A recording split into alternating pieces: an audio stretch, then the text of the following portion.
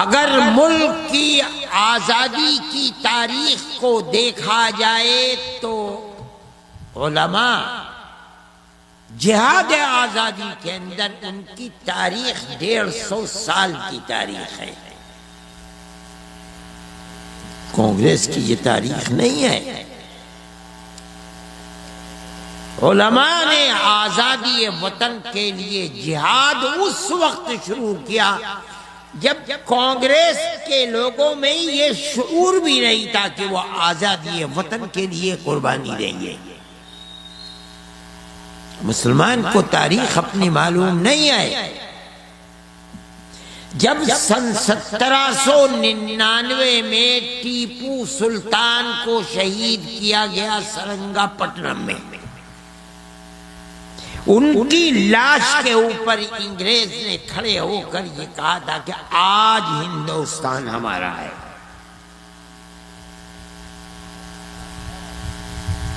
3 سال تک جو بڑے اور چھوٹے نوابین تھے ان کی گردن دبا کر سن 1803 میں دلی میں ایسٹ انڈیا کمپنی نے اعلان کیا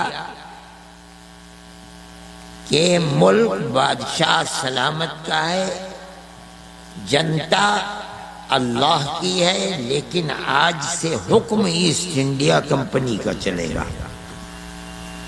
جس دن انگریز نے یہ اعلان کیا تو حضرت شاہ ولی اللہ صاحب محدث دہلوی کے بڑے صاحبزادے جو اس زمانے کے بڑے سے بڑے عالم کہلاتے تھے، شاہ عبدالعزیز صاحب محدث دہلوی، انہوں نے اعلان کیا سب سے پہلے آج ہمارا ملک غلام ہو گیا، اس کو آزاد کرانے کے لیے جہاد کرنا ہر مسلمان کا فرض ہے. سن 1803 میں اس کے 80 سال کے بعد سن 1883 میں کانگریس نے جنم لیا ہے. کوئی وجود نہیں تھا کانگریس کا.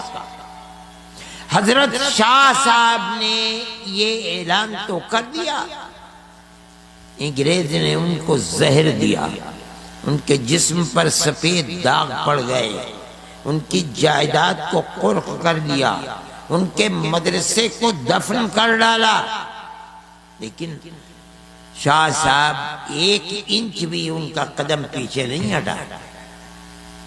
انہوں نے اپنی زندگی کے اندر ان مصائب کو برداشت کیا، لیکن اپنے خاندان کے ایک چشم و چراغ شاہ اسماعیل شہید اور ایک اپنے مرید سید احمد شہید رائے بریلوی رحمت اللہ علیہما کو لیڈر بنا کر کے آگے کر دیا.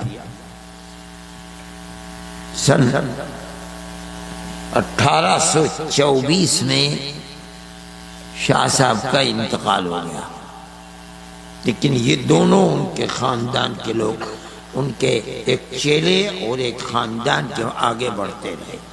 دنیا یہ سمجھتی ہے کہ سب سے پہلا جہاد آزادی 1857 ہے، مگر یہ نہیں ہے. سب سے پہلا جہاد آزادی وطن 1831 ہے، جس کے اندر شاہ اسماعیل شہید اور سید احمد شہید دونوں کے دونوں شہید ہو گئے.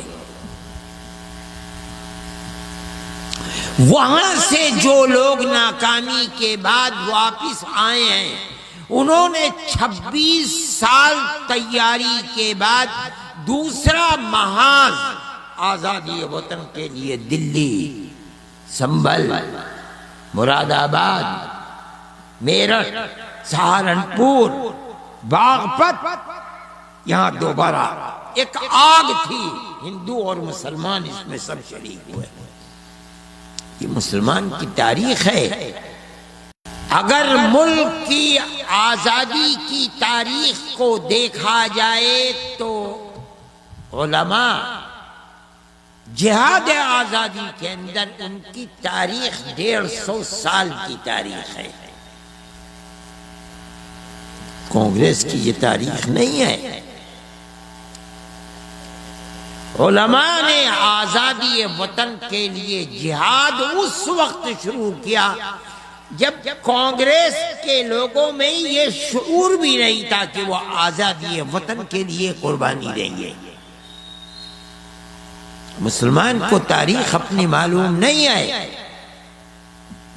جب سن 1799 میں ٹیپو سلطان کو شہید کیا گیا سرنگا پٹنم میں، ان کی لاش کے اوپر انگریز نے کھڑے ہو کر یہ کہا تھا کہ آج ہندوستان ہمارا ہے۔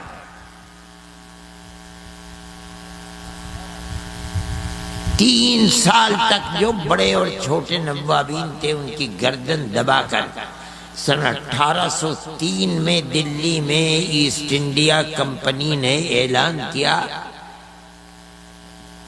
کہ ملک بادشاہ سلامت کا ہے، جنتا اللہ کی ہے، لیکن آج سے حکم ایسٹ انڈیا کمپنی کا چلے گا۔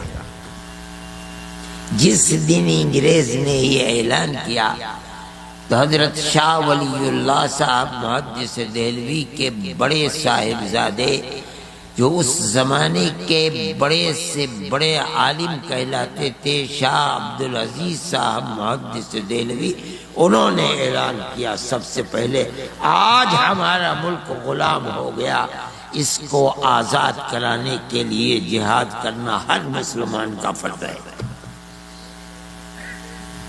سن 1803 میں، اس کے 80 سال کے بعد سن 1883 میں کانگریس نے جنم لیا ہے۔ کوئی وجود نہیں تھا کانگریس کا۔ حضرت شاہ صاحب نے یہ اعلان تو کر دیا، انگریز نے ان کو زہر دیا، ان کے جسم پر سفید داغ پڑ گئے، ان کی جائیداد کو قرق کر دیا، ان کے مدرسے کو دفن کر ڈالا، لیکن شاہ صاحب 1 انچ بھی ان کا قدم پیچھے نہیں ہٹا۔ انہوں نے اپنی زندگی کے اندر ان مصائب کو برداشت کیا، لیکن اپنے خاندان کے ایک چشم و چراغ شاہ اسماعیل شہید اور ایک اپنے مرید سید احمد شہید رائے بریلوی رحمت اللہ علیہما کو لیڈر بنا کر کے آگے کر دیا۔ سن 1824 میں شاہ صاحب کا انتقال ہو گیا، لیکن یہ دونوں ان کے خاندان کے لوگ، ان کے ایک چیلے اور ایک خاندان کے آگے بڑھتے رہے۔ دنیا یہ سمجھتی ہے کہ سب سے پہلا جہاد آزادی 1857 ہے، مگر یہ نہیں ہے۔ سب سے پہلا جہاد آزادی وطن 1831 ہے، جس کے اندر شاہ اسماعیل شہید اور سید احمد شہید دونوں کے دونوں شہید ہو گئے۔